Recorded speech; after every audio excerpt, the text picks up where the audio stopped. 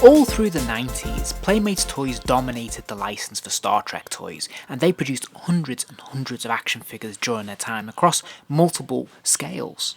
That all changed in the early 2000s, however, when Art Asylum acquired the license to create a line of 7-inch Star Trek figures. They started out with a line based on Star Trek Enterprise and followed up with Star Trek Nemesis. But it wasn't long before they turned their attention to the original series. And they would go on from there to produce figures based on Star Trek The Next Generation and Deep Space Nine.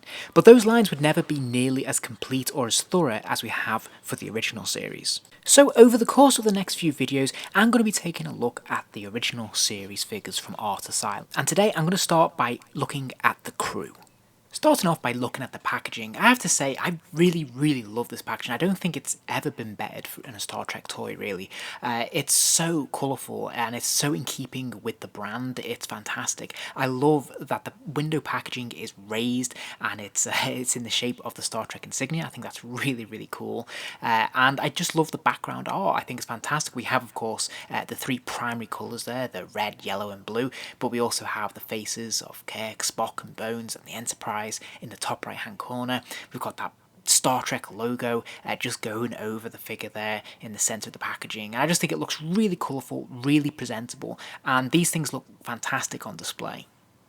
So, starting with Captain Kirk, this was the first release in his green shirt in the first wave. This was a single carded figure. The presentation is very nice. He's very colourful in that green costume there. The mould is entirely appropriate for his build. It looks really good and solid. And if you notice some scuff marks on the figure, well, that's down to me and storing it quite poorly. When the figure was new, it did not have these black scrapes on his back there. The costumes in the TV show are fairly basic and straightforward, but nevertheless the figures have picked up on a few key details which are really quite nice. So we have the piping around the wrist there to denote rank, which is fantastic, and we can see the insignia there on Kirk's belt, which is fantastic. It might look a little bit faded, again that's purely down to me. It was a bright yellow when it was new. I really like the sculpting on these figures because there's lots of little details that are sort of just taken for granted really. So if we look at the boots and the crumpled leather there, also in the legs, again in the trousers we can see some creases that have been built into the mould just to make them look a bit more lived in, a bit more natural. And you may notice that on these figures the tunics are actually made of a soft rubber. This is a soft rubber piece that goes over the figure. Now they tried something similar with their Enterprise figures, except they focused on the pants area. This didn't work very well at all, and if you've seen my videos on that you'll see why. But here on these figures this works quite well and it's actually quite complementary. It offers up a different texture without compromising the articulation or the overall presentation of the figure. In terms of the likeness, I think this is a pretty good sculpt. Now, it's not perfect, and I think maybe, William Shatner's hair is a little bit lighter than it appears here, but nevertheless, I think, the overall proportions of the face look pretty recognisable as William Shatner, and I think this is a decent likeness. Now, it's not the best, but it is pretty strong. The articulation across this line of figures is pretty much the same for all of them, but I'll run through it here with Captain Kirk. He has a ball-jointed neck, which means he can spin his head from side to side, but also he can arch his head up and down a really good distance. So there's plenty of articulation here in the head, which is fantastic. I love this. He's also got ball-jointed shoulders, which are fantastic, and they're complemented by a bicep swivel as well. He has a single-jointed elbow and then a swivel at the wrist.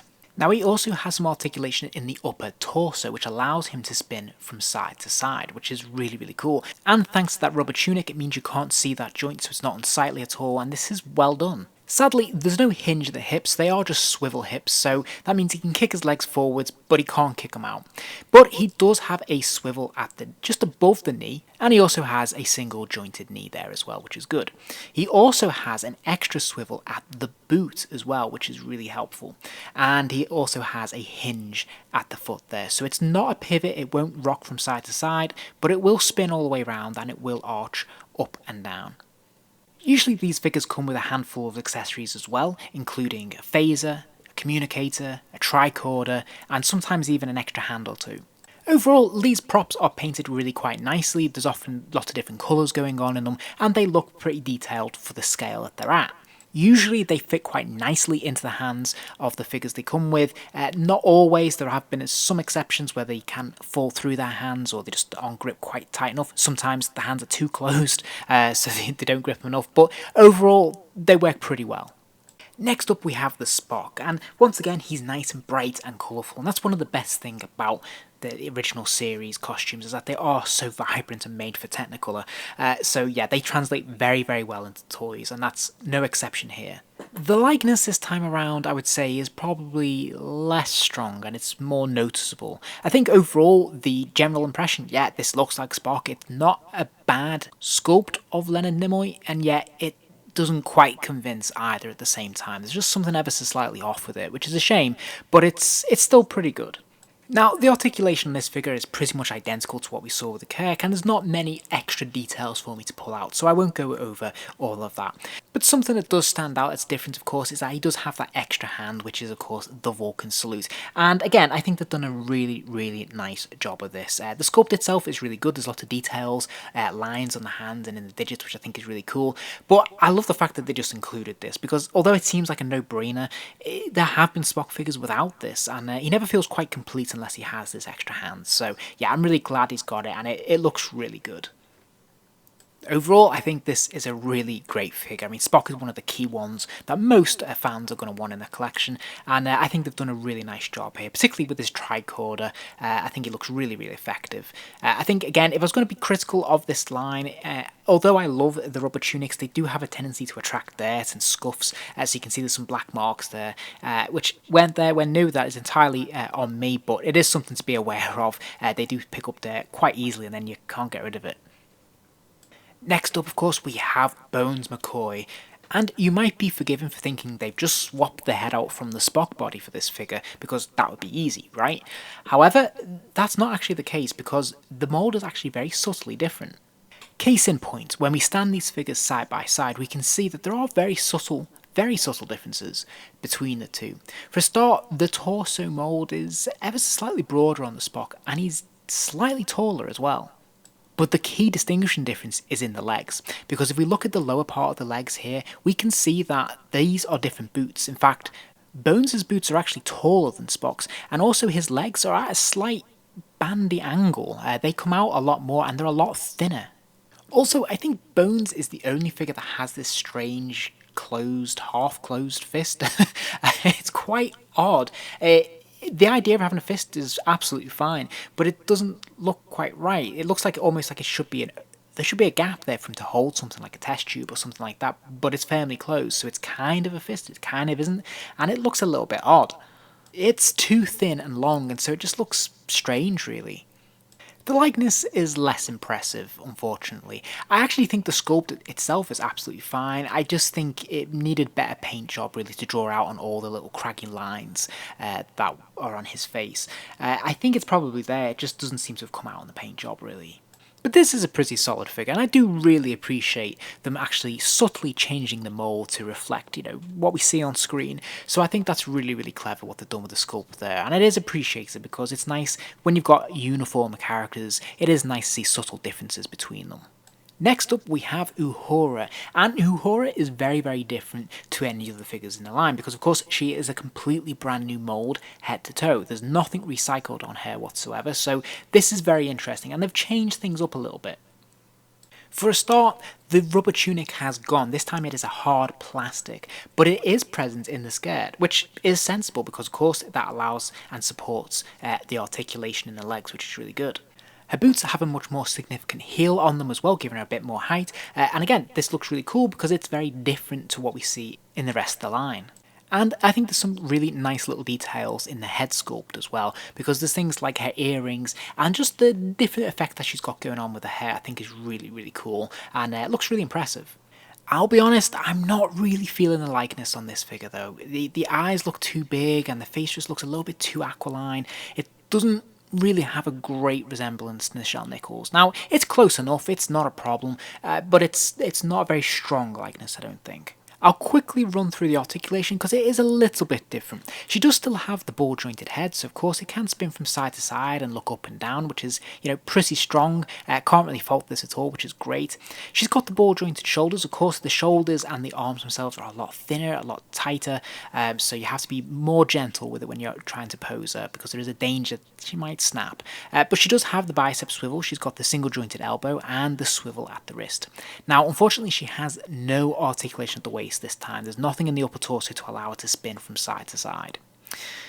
She has the same swivel at the hips there, so of course the legs can kick up, and as I said, the skirt is rubber, so there's no hindrance there to that articulation, which is great. She's got the thigh swivel as well, which is great, and the single jointed knees, as well as a swivel at the top of the boot. Now this is particularly good because it looks perfect, like it's really well disguised, so I really like this, and she's also got the hinge at the foot there as well. Next up we have Sulu. Sulu is another figure in this line that has a very subtle difference to his mould, and again it comes down chiefly to the legs, and that allows for a whole different range of posability in this character. So again, he's colourful, the presentation is very nice, and a little bit different to what we see in the rest of the line. Because you might notice that his boots are quite tall and his legs are fairly far apart. So if we compare this against Spock again, we can see here the very big difference. Spock's boots are quite short by comparison. His trouser legs go much further down his boots, whereas Sulu's ride really high up, almost to the knee. And also you can see the subtle difference in the creases in his pants there as well. Again, give him an extra sense of realism, authenticity, and just being distinctive. The likeness, once again, I'm not entirely convinced by it. Now, it is not a bad likeness, it definitely resembles Sulu in a lot of ways, and I think, you know, the hair is pretty well done. But there's something about the face, again, it looks a little bit too broad to me. I actually think, you know, Judge Takei is a little bit more aquiline than this. And yeah, I don't know, it's not a bad likeness, but at the same time, it just doesn't feel quite right. But overall, I do think he represents quite a cool figure, I have to say. Yeah, for a supporting character, I think he's pretty nice in the collection. I think having those slightly wider legs allow for greater action poses like this, and I think it works really well. Finally, we have Scotty. I always think it's really fun to have a Scotty figure in your collection, chiefly because he's such a bright, vibrant red costume. I love this. It always looks great on the shelf, and I'm always really pleased to see it. And there's no exception here, like he is, again, very colourful. It's so colourful, in fact, that when you put him next to Uhura, it doesn't look quite right. Yeah, Scotty's super bright, super vibrant red, which I personally love, but next to Uhura should be the same sort of red really, and it's not. And one of the things this really highlights to me is the subtle paint wash that's going on in Uhura's costume. There's actually a black wash going through her costume to give it a little bit more depth, a bit more colour, a bit more realism, I suppose, and yeah, it's really effective. But out the two, I can't say which one I prefer, because Scotty's very simplistic but very colourful, whereas Uhura's is much darker, but it feels a bit more authentic somehow. As for the likeness though, I have to say, out of all of them, I think this is the worst one. This doesn't really look much like James Doohan. Sure, he's got the haircut, but yeah, there's a passing resemblance, but I'm not really convinced. I think you can perfectly justify using him as another red shirt as opposed to Scotty. It's just not that strong in my opinion. Also, slight curiosity, with my Scotty came with this phase that has a white handle. Now, I don't know whether this is just a mistake, whether it's just mine, whether this is the same on everyone, or whether this is some sort of ultra-specific detail that has been taken from the show that I've not picked up on, but I don't recall there ever being a white-handled phaser in the show, so I don't think it's deliberate, but if anyone has any knowledge about this, then please do fill me in the comments below. Let me know if yours is the same and if this is intentional. But otherwise, Scotty is a pretty fun figure. He's got all the same articulation, he's bright, he's colourful, and poor likeness aside, he's still a really fun figure and a must for the collection.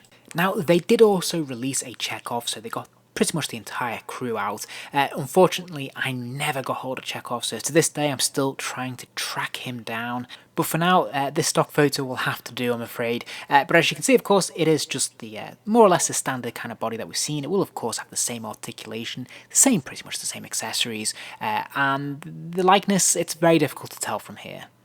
Now, in an upcoming video, I will look at some of the variants that we got of these characters, but there was a planned wave that when Diamond Select took over, they were going to produce this, I think it was a fifth wave of Star Trek figures from the original series. Significant because, of course, there were two extra characters here. We had Yeoman Rand and, of course, Nurse Chapel, as well as a variant of Bones in his t-shirt and Kirk with the insignia on the shoulders. These look kind of cool, although I'm not really convinced by the sculpts. This isn't this isn't a great prototype that we're seeing, to be honest. I'm sure when the figures came out, they would have been a lot better than this. So it's a shame that we never got these to just really fully complete the entire crew. Overall then, these figures are a lot of fun, I have to say. They certainly have their downsides, the likenesses are a little bit iffy in places, their articulation can be a bit clunky. It would have been nice to have something more in terms of the hips, for example, or some ankle rockers, but overall, it's actually pretty solid. I have to say, I think there's enough articulation here to create a whole range of dynamic poses. I think they come with enough accessories to be fun and truthful to the show, and I think the likenesses are pretty strong. Above all, they're colourful and they're fun, and what more can you ask for? If you enjoyed this video, please do give it a like, and remember to subscribe as there'll be plenty more videos soon.